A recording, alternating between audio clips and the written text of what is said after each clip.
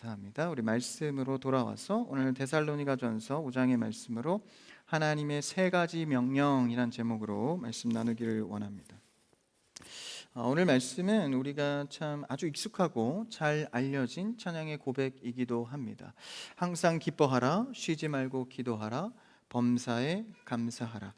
이것이 그리스도 예수 안에서 너희를 향하신 하나님의 뜻이다 라면서 명령문으로 쓰여지고 있습니다. 이 세 문장 모두 명령형으로 되어 있는데 이것은 그냥 단순히 추천하거나 이렇게 쓰면 좋겠다라는 것이 아니라 성도로 부름받은 누구나 성도의 모범이 되는 필수 고백이다라는 것이죠. 이 명령대로 그대로 행해야 합니다. 그것이 성도의 본분일 터인데 이 주제들을 세 가지 명령을 우리가 좀 더 자세하게 어떤 의미를 품고 있는지 또 우리가 어떤 실천을 해야 되는지를 나눠보기를 원합니다. 물론 우리가 기쁨 그리고 기도, 감사는 우리 신앙인들의 대주제이기 때문에 어느 정도 개인적인 이미지를 갖고 있습니다. 그러나 오늘은 성령이 명령하고 있는 그 의미를 따라서 다시 한번 우리 안에 기쁨과 감사와 기도가 회복되기를 원합니다. 이 감사에 대한 주제는요, 사실 우리 기독교인들이 많이 익숙하게 접하는 고백들입니다. 늘 우리를 따라다니는 주제이죠. 우리에게 주어진 감사한 일들은 굉장히 많습니다. 갑작스럽게 좋은 일을 당하거나 혹은 돈을 많이 벌게 되거나 가정이 잘 되고 자녀들이 잘 되거나 하는 일이 잘 풀릴 때 우리는 감사합니다. 그것도 당연히 맞는 감사죠. 여러분 안에 풍성한 감사의 주제들이 있기를 바랍니다. 그러나 오늘 말씀에서요, 꼭 이 주의 이름으로 기뻐하는 이 주의 이름을 빌리지 않아도 사실 이런 주제들은요, 안 믿는 사람들도 사실 감사할 수 있는 영역들입니다. 세속적인 차원에서의 감사 제목들, 물론 우린 주 안에서 감사하지만 사실 믿지 않는 자들도 좋은 일을 내가 경험하게 되고 무언가를 얻게 된다면 충분히 감사의 노래를 할 수 있는 것이죠. 그렇다면 우리가 좀 더 깊은 감사의 본질을 살펴보아야 합니다. 이런 세속적인 차원을 넘어서 우리가 오늘 이 데살로니가 전서에서 말하고자 하는 의미를 더 보기 원합니다. 이 말씀의 배경을 좀 우리가 알아야 더 확실히 이 말씀의 목적을 알 텐데, 당시 배경이 되는 이 데살로니가 도시는 그 상황을 좀 파악해야 합니다. 이 데살로니가 도시는 빌립보 도시와 함께 이해를 해야 잘 알 수 있는데, 이 두 도시는 마게도냐라는 지역에 같이 있는 도시입니다. 보통 마게도냐의 수도라고 생각하면 빌립보라고 생각하는 경우가 많은데, 사실 마게도냐의 진짜 수도는 바로 오늘 본문인 데살로니가 도시입니다. 그런데 당시 빌립보는요, 먼저 데살로니가보다 먼저 로마의 지배 아래 있었는데, 처음에 빌립보가 로마의 지배 아래 있을 때 로마가 강경책으로 이 빌립보를 완전히 로마화 시키기 위해서 많은 정부적인 차원의 이런 노력을 합니다. 그래서 군사를 파송해서 그들을 이 로마 군사화하기도 하고 문화를 정착시켜서 리틀 로마로 불릴 정도로 빌립보를 로마화 시키는 데 성공합니다. 로마의 속국이 되었던 빌립보는 그 장면을 보고 데살로니가도 야, 저게 대세구나, 로마의 속국이 되어서 그들의 문화와 힘을 갖게 되는 것, 그래서 데살로니가는 스스로 로마의 속국이 되어서 그 대세 앞에 줄을 서게 된 것이죠. 그러니까 데살로니가 도시는요, 시대의 흐름에 아주 밝은 도시였습니다. 그래서 빌립보 도시를 따라서 그들의 흐름에 맞춰 같이 로마화가 된 것이죠. 그러다 보니까 그 속에서는 어떤 신앙의 힘들이 자리하기 시작했습니다. 데살로니가 종교에 가장 큰 두 가지 상징의 신앙이 있었는데, 첫 번째는 힘과 권력이었습니다. 로마를 상징하기도 하죠. 그리고 두 번째는 카리오스라는 장군으로부터 비롯된 신앙인데, 바로 부활과 환생을 믿는 신앙이었습니다. 그러니까 시대의 대세의 흐름에 따라서 신앙의 힘 그리고 환생이라는 주제를 갖고 그들의 도시가 번성했던 것이죠. 그런 데살로니가 지역에 빌립보에서 이제 막 감옥에 풀려난 바울과 실라가 데살로니가 지역에 들어가서 복음을 선포하게 됩니다. 예수님이 우리의 생명입니다. 진정한 그리스도입니다. 예수님을 믿으십시오. 믿기만 하면 영원한 생명을 얻습니다. 이렇게 전했는데 지금처럼 아멘을 하지 않는 거예요. 데살로니가 도시가. 왜냐하면 시대의 흐름 속에 예수님을 그리스도로 받아들이는 것은 순순한 일이 아니었습니다. 그래서 많은 저항들이 일어나죠. 그래서 불량배들을 동원해서 바울이 거하고 있는 집까지 습격할 정도로 바울의 복음을 박해했습니다. 바울은 데살로니가 지역에서 겨우 몸만 빠져나와서 아덴으로 도망했고, 아덴으로 도망한 사도 바울이 어떤 걱정을 했을까요? 난 드디어 살았다. 그래도 다행이다. 다른 곳에 가서 복음 전해야지가 아니라 데살로니가에서 겨우 3주 동안밖에 복음을 전하지 않았음에도 그곳에 복음이 잘 심겨졌을까? 난 이렇게 불량배들을 통해 도망 나왔지만 내가 잠깐이라도 전한 복음이 잘 심겨졌으면 좋겠다. 이런 걱정과 소망의 마음을 품고 있었던 것이죠. 그래서 싹이 나고 열매를 맺는 것을 차마 보지 못하고 떠났던 사도 바울이 그런 근심 속에 이제 디모데가 소식을 전해오는 것입니다. 3주 동안의 복음을 통하여서 그곳에 과연 어떤 복음의 영향력이 생겼을까 궁금하던 차에 디모데가 그 지역에서 어떤 복음의 일들이 일어났나를 전하게 됩니다. 우리가 보통 생각하면 가난하고 헐벗고 공고한 자들이 좀 복음을 받아들였을 것이다 라고 예상을 했지만 전혀 다르게 데살로니가 도시에 관료들이나 특히 귀족의 부인들이 예수님을 믿게 된 것이죠. 귀족의 부인들이 예수님을 처음 믿게 된 이 도시 속에 어떤 일들이 발생했겠습니까? 그들이 예수님을 믿음으로 말미암아 이제 기득권을 포기하고 박탈해야 하는 무시무시한 환난과 핍박을 겪어야 했습니다. 그런데 그들이 놀랍게도 자신들의 기득권을 박탈하면서까지 바울이 전한 복음을 믿기 시작했다라는 거예요. 바울이 전한 복음은 예수 믿으면 부자 됩니다. 하는 일이 잘 풀릴 겁니다. 축복받을 겁니다. 이런 복음이 아니었습니다. 오히려 복음 때문에 환난을 당하고 그것을 각오해야 하는 상황들. 그런데 기득권의 부인들이 그 예수를 믿게 되면서 완전히 삶을 다른 관점으로 보게 된 것이죠. 데살로니가전서 3장 4절, 우리는 5장을 읽었지만 그 앞서 말씀에 이렇게 전하고 있습니다. 한번 읽어볼까요? 시작. 우리가 너희와 함께 있을 때에 장차 받을 환난을 너희에게 미리 말하였는데 과연 그렇게 된 것을 너희가 아느냐. 애초에 이미 말한 거예요. 진짜 순전한 복음은 부자 되고 잘 되는 것이 아니라 오히려 예수 그리스도의 길을 따라가다가 예수님 같이 환난을 당하게 될 것이다. 미리 예고를 한 것이죠. 그럼에도 불구하고 그들이 예수를 믿었다라는 거예요. 놀랍게도 데살로니가 성도들은 많은 환난 가운데에서도 기쁨으로 그것을 잘 감당했다라는 것이죠. 그럼 오늘 말씀을 닫으면서 5장에서 데살로니가 전서에서 사도 바울이 말하고자 하는 기쁨은 무엇일까요? 내가 잘 되고 무언가를 얻고 내 일이 해결되는 종교성 기쁨이 아니라 내 안에 그리스도가 들어오니 나도 모르게 내 안에서 솟아나는 기쁨을 말하고 있습니다. 데살로니가 전서 1장 6절에서 그 기쁨을 이야기합니다. 한번 읽어볼까요? 시작. 또 너희는 많은 환난 가운데에서 성령의 기쁨으로 말씀을 받아 우리와 주를 본받은 자가 되었으니. 많은 환난 가운데에서 꽃 피어나는 기쁨이 무엇입니까? 성령의 기쁨이었다라는 것이죠. 이들은 뭔가 외부로부터 나에게 들어온 뭔가가 생겨나서 감사한 것이 아닙니다. 오히려 사도들의 기쁨은 자신들이 당하는 투옥과 환난 가운데 예수님과 같이 똑같은 자로 여김을 받은 것을 기뻐했습니다. 그것이 지금 데살로니가 도시에도 기쁨으로 꼽히고 있는 것이죠. 이 사도들도요, 자신들이 환난을 당할 때 우리가 그리스도와 함께 잘 살고 있구나, 오히려 이렇게 고백한 거예요. 그러니까 그 안에서 기쁨, 성령이 주는 기쁨을 누리게 된 것이죠. 이는 환경적인 기쁨이 아니라 하나님께서 내 안에 심어준 성령의 기쁨인 줄 믿습니다. 그러니까요, 환경 때문에 내가 기뻐하고 기뻐하지 않는 것은요, 환경의 변화에 따라 기쁨이 사라질 수도 있는 거예요. 그러니까 내가 무언가를 가져서 기쁘면 그 가진 게 사라지면 더 이상 기쁨도 같이 사라지게 되는 것이죠.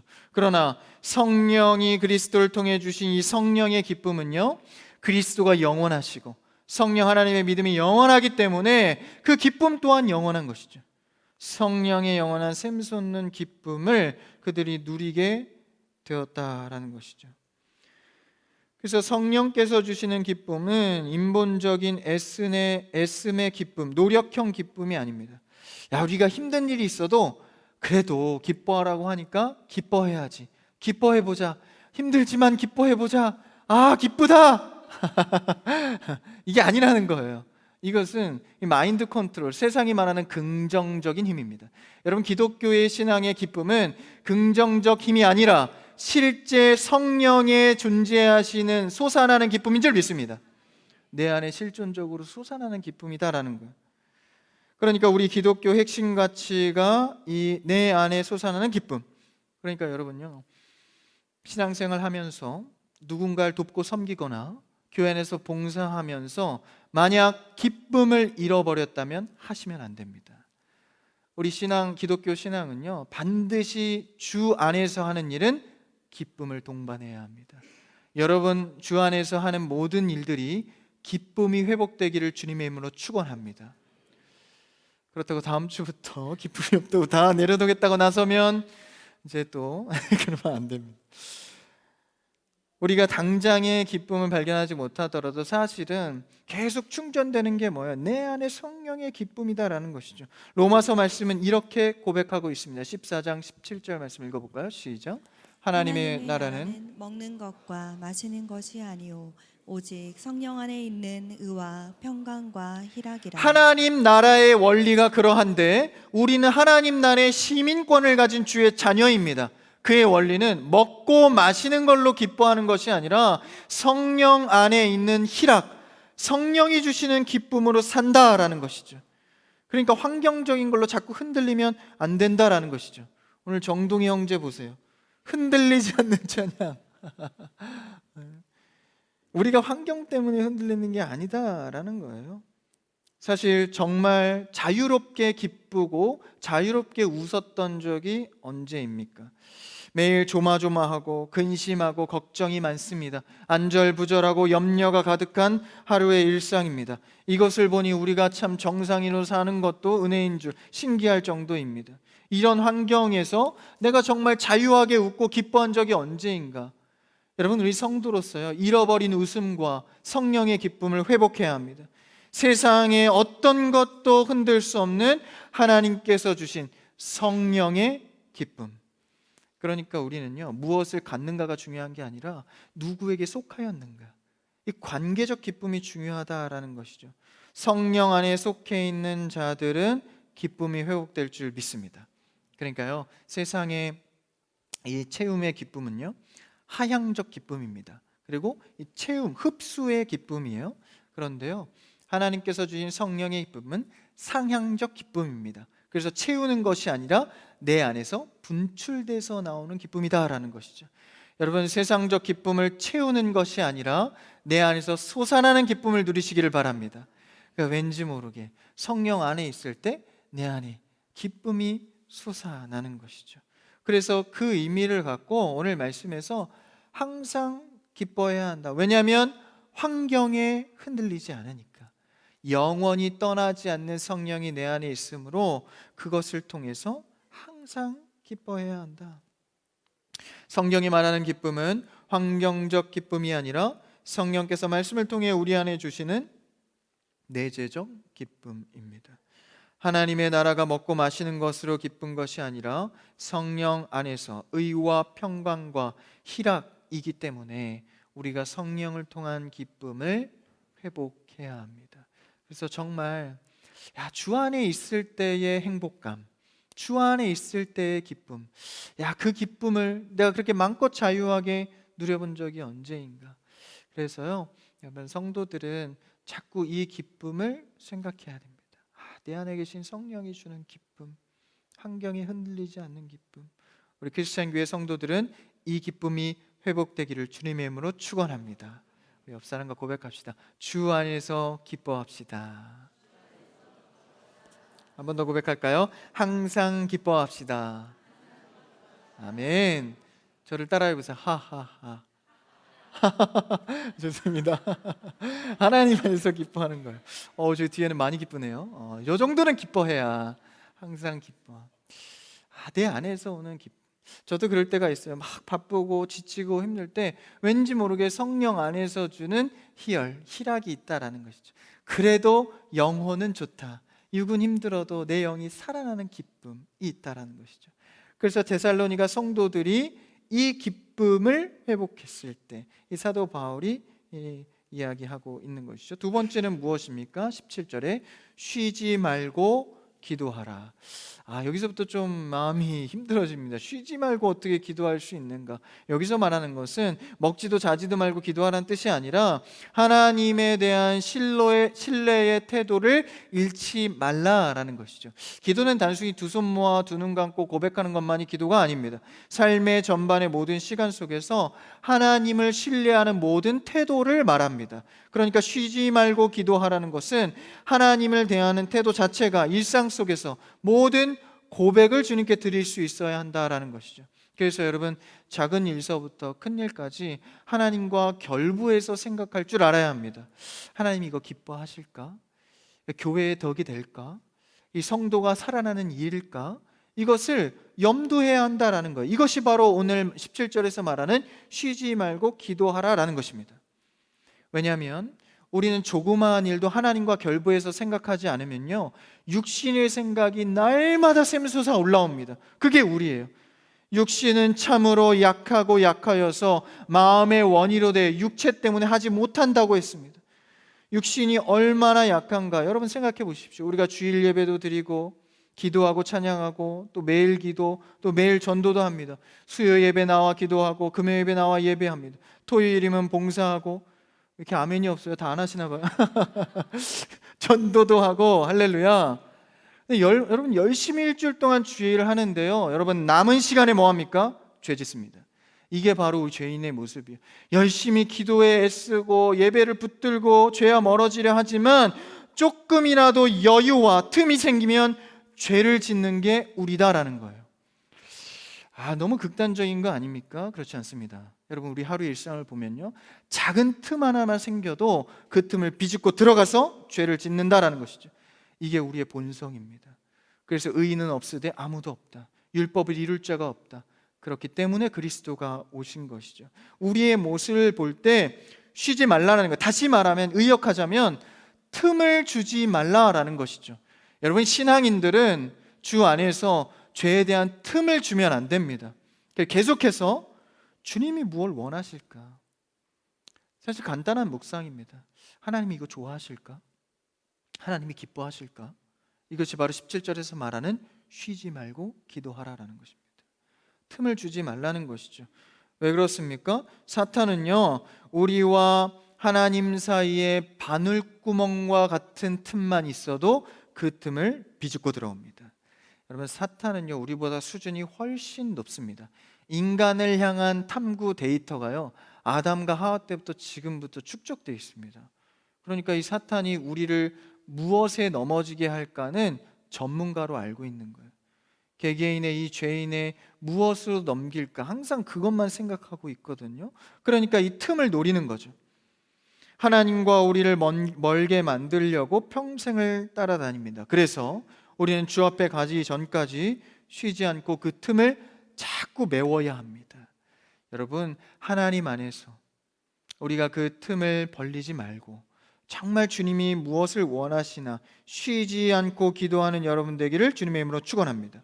무릎 꿇고 기도하는 형태주의적 기도만을 말하는 것이 아니라 항상 주를 생각하는 것이죠. 주를 통해서 살아가는 것입니다. 모든 호흡 속에 주님과 결부된 우리의 삶이 있기를 바랍니다. 그래서 운전할 때나 그리고 무슨 일을 할 때, 무슨 일을 시작할 때 주님, 저 주님 안 되면 안 되는 거 아시죠? 오늘도 저를 붙들어 주시옵소서. 오늘도 집을 나서기 전 하나님 저와 동행하여 주시옵소서. 주님 없으면 할 수 없습니다. 저의 연약함을 아시죠? 한시도 주님과 떨어져서는 이 죄를 이길 길이 없습니다. 주여, 오늘도 나와 동행하여 주시옵소서. 그렇게 끈질기게 쉬지 않고 주님을 의식하고 생각해야 우리가 그 틈을 좁힐 수 있는 것이죠. 그래서 사도 바울은 권면합니다. 쉬지 말고 기도하라. 세 번째는 무엇입니까? 범사에 감사하라. 범사에 감사하라는 말은 다시 말하면 감사할 수 없는 환경에서까지 포함해서 감사하라라는 것이죠. 감사의 단어는 유카리스테스, 그러니까 이 말은 원래 성찬식을 뜻하는 용어입니다. 그러니까 우리가 감사를 하는 기본 베이스의 주제는요, 예수 그리스도의 죽으심, 그러니까 그리스도로 인하여서 모든 것들을 감사할 수 있다라는 것이죠. 독생자 예수 그리스도를 십자가에 내어주시니가 어찌 모든 것을 우리에게 은혜로 주지 아니하시겠느냐. 여러분, 우리에게 아들 독생자를 내어주신 그 사랑을 보건대 우리에게 주실 감사의 제목은 너무나도 많다라는 것이죠. 그러니까 그리스도와 결부되지 않은 감사는 없습니다. 우리에게 그리스도를 주셨기 때문에 모든 것을 주셨다라는 것이죠. 그 그리스도를 주신 하나님을 바라볼 때, 야, 내가 감사하지 않을 게 무엇이 있겠는가. 잠깐의 고난, 잠깐의 슬픔도 하나님께서 책임지시는 그 구원의 은혜를 볼 때, 야, 나는 감사할 수 있다. 감사로 채우실 것을 바라보는 것이죠. 그 의지가 어디서 드러납니까? 범사에 감사하라. 18절 읽어볼까요? 이것이, 시작. 이것이 그리스도 예수 안에서 너희를 향하신 하나님의 뜻이니라. 이것이 하나님 뜻이니까 말 잘 들어라 이게 아니라 하나님께서 이 정도 의지를 갖고 있다라는 거예요. 너희에게 기쁨과 기도의 응답과 그리고 감사의 제목을 줄 것이라는 의지를 갖고 있다라는 것이죠. 그래서 이 하나님의 뜻이라고 말하고 있는 것입니다. will이라는 단어를 쓰죠. 그러니까 하나님의 의지, 강력한 의지입니다. 하나님께서는 일생을 모든 관심을 우리에게 향하고 있습니다. 그것이 하나님의 의지입니다. 우리를 사랑하셔서 지키시겠다는 의지. 그러니까 우리가 기뻐하고 기도하고 감사할 수 있는 것은요, 하나님의 독생자들을 보내신 나를 향하신 그 의지, 이것을 보건대 감사하지 않을 수가 없는 거예요. 이미 확정하시고 우리에게 승리해 주신 것을 보건대, 야, 우리에게 감사한 일들을 부어 주시겠구나. 하나님께서 우리에게 주신 이 감사의 제목들을 생각하면 우리가 어찌 찬양하지 않을 수 있겠습니까? 어찌 기뻐하지 않을 수 있겠습니까? 주님의 의지가 사실 이 구약 성경 아가서에 잘 나와 있습니다. 아가서 말씀을 보면 그가 왼팔로 내 머리를 고이고 오른팔로 나를 안는구나. 왼팔로 이렇게 팔을 괴어서 상대를 베게 하면 이 상대는 왼팔이 안 보이죠. 그리고 오른팔로 덮으면 오른팔은 보입니다. 팔베개 많이 해보셨죠? 그리고 이게 안으면 오른팔만 보이는 거예요. 그런데 지지하고 있는 팔은 어느 팔입니까? 왼팔입니다. 그러니까 하나님께서 우리를 향하실 때는요, 보이지 않는 왼팔이 있다라는 거예요. 오른팔만 덮는 것이 아니라 보이지 않는 곳에서 일하고 나를 눈동자처럼 지켜보시고 나를 버텨주는 왼팔이 있다라는 것이죠. 이 성경의 인물들은 다 이 왼팔과 오른팔을 경험한 자들입니다. 대표적인 인물이 바로 요셉이죠. 가족에게 버림받고 팔려가서 결국 애굽에서 이 보디발의 아내의 오해로 억울하게 옥살이를 하게 됩니다. 그리고 나서 후에 애굽의 총리로 세워지기까지, 그때까지 아무것도 보이지 않습니다. 마치 하나님께서 왼팔을 괴고 있음에도 우리는 보이지 않는 것처럼 말이죠. 그런데 애굽의 총리가 되었을 때 오른팔로 덮어주신 하나님을 발견하고 결국, 야, 왼팔로 이곳까지 오게 나를 지지하고 계셨구나 깨닫게 되는 것이죠. 그래서 성경은 이 요셉을 보고 찰나흐, 형통하다라고 말합니다. 처음부터 끝까지 지키시는 하나님의 은혜, 우리는 주님의 형통을 받은 자인 줄 믿습니다. 그러므로 우리가 감사할 수 있다는 것이죠. 이런 보이지 않는 곳에 하나님의 왼팔로 여러분을 지지하고 계십니다. 그러니 여러분, 범사에 감사할 수 있는 여러분 되기를 바랍니다. 시간이 지나고 보이지 않아도 결국은 왼팔과 오른팔의 역사를 경험하게 하십니다. 그래서 우리는 항상 기뻐하고 쉬지 말고 기도하며 범사에 감사할 수 있습니다. 오늘 우리는 데살로니가 성도들의 삶을 통해 감사의 본질, 기쁨과 기도의 본질을 보았습니다. 환난 중에 기뻐할 수 있는 이유는 상황이 좋아서가 아니라 그리스도와 연결되어 있는 성령의 확신 때문입니다. 그리고 또한 우리가 바늘구멍 같은 틈에도 사단에게 내어주지 않기 위해서 모든 순간 호흡과 같이 하나님께 기도하는 것. 그리고 또한 지금은 어두운 감옥 같은 시간을 지날지라도 나를 붙들고 계신 하나님의 손길을 신뢰하며 감사하는 것. 오늘 이 제목과 명령들이 우리의 삶과 우리의 모든 삶의 시간 속에 회복되기를 주님의 이름으로 축원합니다. 그래서 잊혀졌던 내 안의 기쁨과 소멸했던 내 안의 감사가 다시 한번 회복되는 역사 있기를 바랍니다. 예수 그리스도께서 주신 이 구원의 감사와 감격, 이 기쁨이 여러분 가정과 저에게 온전히 회복되기를 주님의 이름으로 축원합니다.